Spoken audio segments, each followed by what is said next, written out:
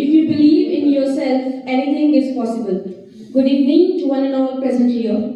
It is indeed a great pleasure to welcome our today's guest and motivational speaker, Mr. Chetan Bhavna from America. He has done his graduation in the field of agriculture. He is known for his positive and motivational attitude. He recently came to India just to interact with people and share the knowledge he is having. So please welcome sir with a big round of applause. Now I request sir to please guide us with the motivational speech and valuable words. Please sir.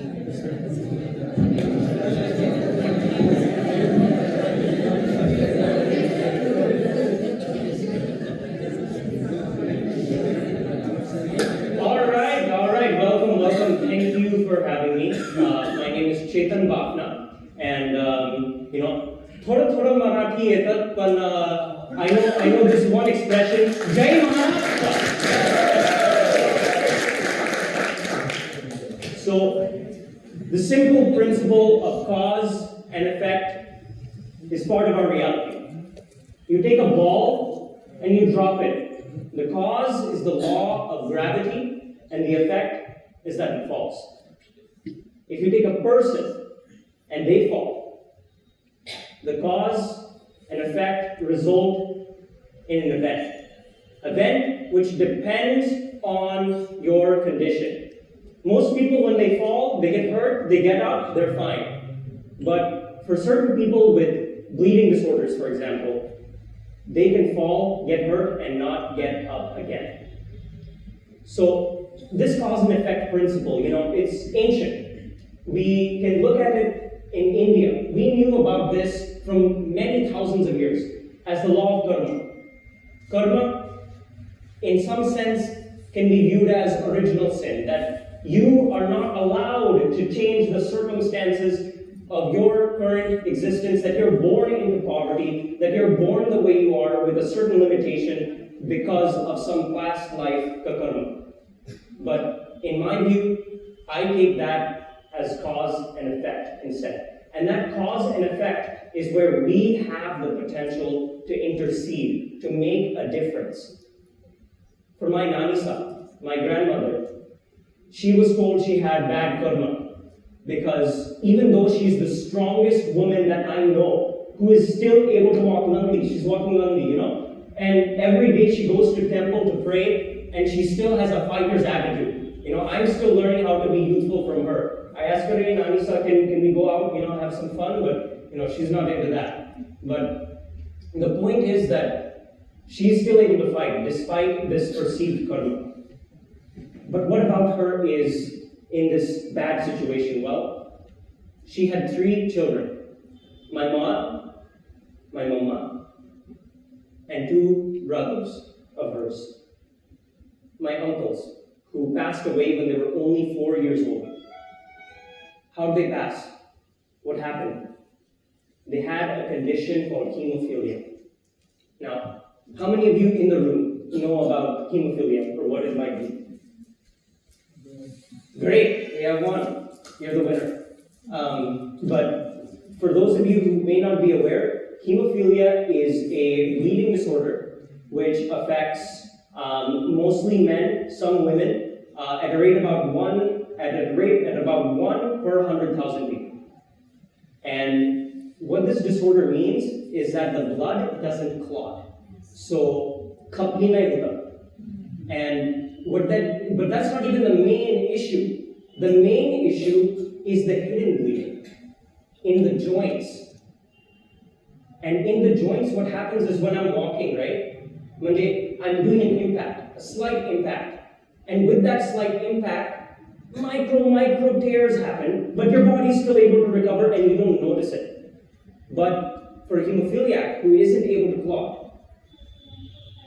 that can result in arthritis, joint damage, loss of life in many cases, especially here in a country like India.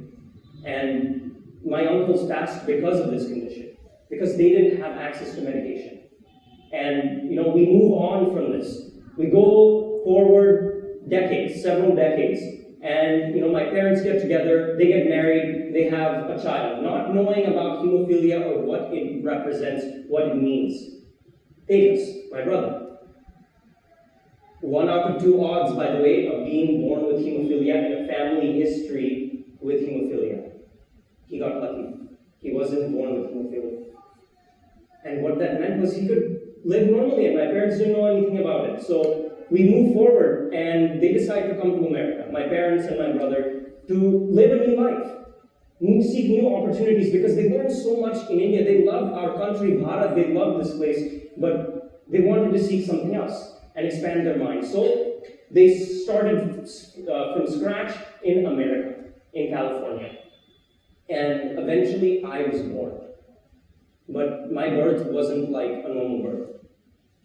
Everyone is screaming. Not just my mom, who's giving birth to me, but everyone, because I'm bleeding to death. I'm going to die. My head was twice the size of what a normal baby's head is. And that is not because I'm very studious, okay? That was because inside my head was blood. I was going to bleed to death from internal hemorrhaging. My dad was screaming, "Help, help, my son, he's going to die, he's going to die." And the doctors didn't know what to do. They were going to give me 30 minutes and that's it. Until cause and effect, karma, kicked in. And my dad remembered, "Are, tumcha bhau hemophilia hota na? Are, that did it." So I could live. And from that one small memory, I'm here today to speak to all of you. And it was because of that incident that I realized that, each of us have the power to make a difference in each of our lives. And, you are all training to help India, to help its people. And not only can you apply this principle to your own lives, to your own family, to what you value, but the whole country. Now, growing up, it wasn't always easy. It wasn't simple because growing up, even though I had the medication that I took, which is clotting factor, I have to take it inside my vein every 2 days. So I poke myself. And that's how I lived. That I don't know anything else. But as a kid, it didn't work. I was still wheelchair bound. And I didn't know back then about all those who were suffering without access to medication, but back then, being in a wheelchair was normal to me. So I was okay. There was no comparison. I didn't have this adult need to prove myself or anything. I was just a small kid, playing lapa-lapi in a wheelchair and, pointing to my mama to wheel me where I needed to go. And that was okay. And as an Indian American, growing up in an area where no one looked like me, all I know is maza ranga thoda vegra hota, asa zada hota, and maza mitra cha pure pure nai katse ranga hota, ish. So I'm brownish, he's white, whatever. That doesn't matter. But my parents always told us about India, about what it means to be Indian, and I didn't really understand much about it because they would try to speak to me in different languages like Marwari, Marathi, Hindi, all that, but I didn't care. Everything that I used to watch on TV was in English, so why would I? But it was only by going to India for the first time in my life, at the age of 7, that everything changed. Both for my understanding of Indian heritage, of what it means to be Indian, and also my health. Well, I was 7-year-old and only spoke English.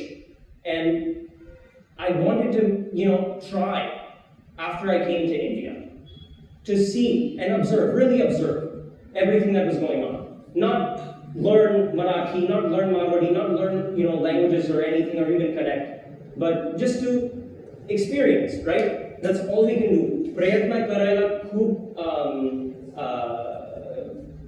important, right?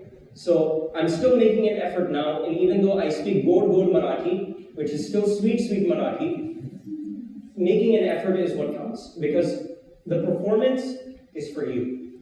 Learning is for you. It doesn't matter what all you have to say, we only have one life. And for me, that life could have been gone, so why let it be bogged down by all of these little things? And India has a rich history of valuing the importance of mental health, of your physical health, of your spiritual health, which I will touch in more about later in the talk. But, you know, the first time I came to India, it took 20 hours on the plane. But finally we were here. Are, India made Yoda Korean Sahika? Oh, wait, no, that was Korea. Another 10 hours later, so a total of 30 hours, and we were finally descending into Mumbai International Airport. And that's when I for the first time saw the Zoparpattis, you know, the slum areas. Why? Why did these people have to live like this?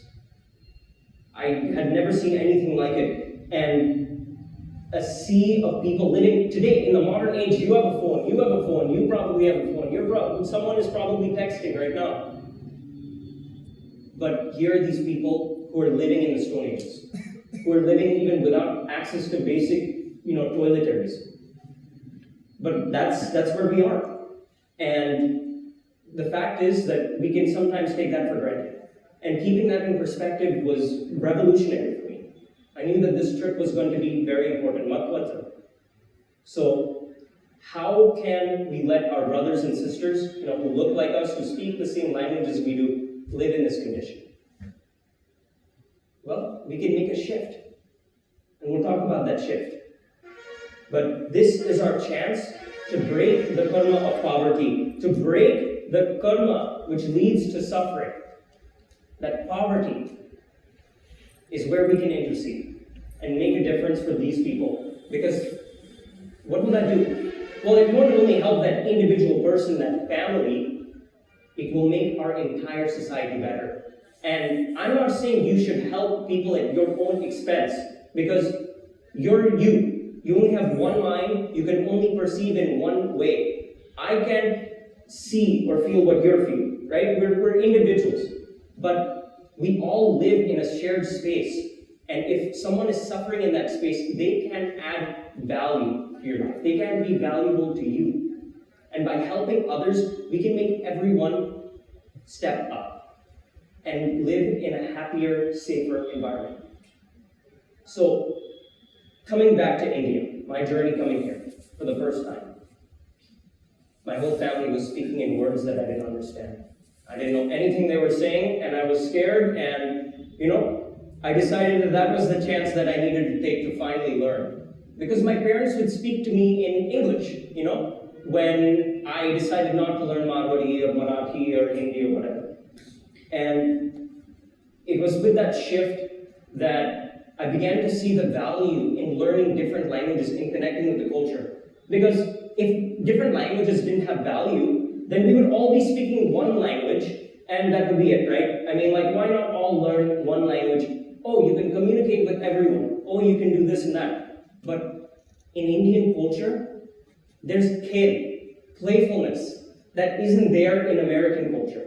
Not in the same way. And by learning different languages, that element of khel, that kodi, all of that, it gets interceded and you become smarter.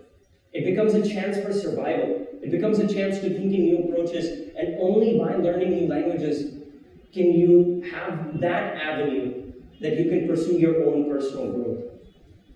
And I learned that for the first time, so finally I could connect with these people. It's not only about getting the message across. It's about being human and connecting with people. But after a few days of adjusting, and getting used to this new goal I had in my mind, right?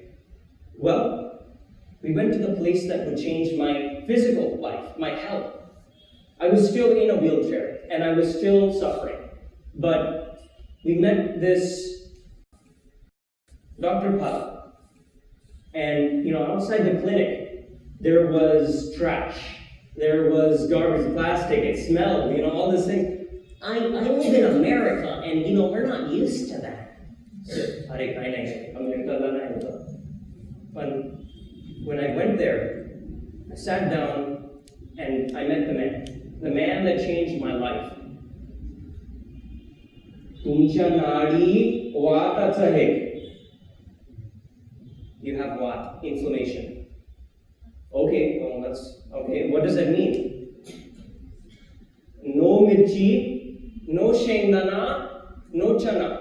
These three things, along with 4 sets of pills. You take that, come back in a week. Okay. I felt better.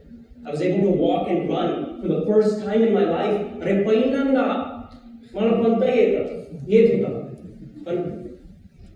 What that meant was when I came back to the States, you know, I could join my physical education class, and even though I was last place in everything, every metric, just bagna,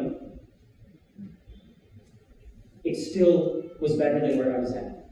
I didn't have to compare myself with other people and their circumstances because mine were different. And so it was okay for me to use that as my standard, how I think. Even though, you know, the medication that I had could work on me for the first time, there was still a knot in my gut. Seeing the intersection of my hemophilia and poverty and culture, that's what really did it. Meeting Indian hemophiliacs, India-born hemophiliacs for the first time, changed my life. There was a kid who looked like me, who looked like us, who talked like us, but who bled like me without the basic access to care. So their joints, instead of being, you know, this one lahan masa, they were this big. It was all filled with blood. One touch and they were screaming. But you know what? They were still surviving. They were still alive, and they didn't know anything else. They didn't get caught in their own mental problems. They didn't get caught in depression. They moved forward into life because that was the only choice that they had. And sometimes it's the only choice that all of us have. But for me, having Factor and seeing someone without it, you know, it changed who I thought about, what I thought about. I thought about my Nanisa and all that she had to endure and live through, because back then we didn't know about clotting factor 8, we didn't know about hemophilia, we didn't know about this kind of science. And there was excellent wisdom and knowledge, you know, in this ancient scriptures and in ancient India and with Ayurveda and all of these different systems, but we didn't know what to call this, so we called it karma and black magic, and that's what it was. But to see her only 2 sons die, you know, what kind of a life was that? Something had to change for these people who were born today.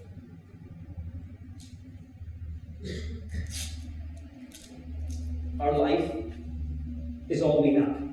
And improving our life, our standing, and our understanding is our only choice.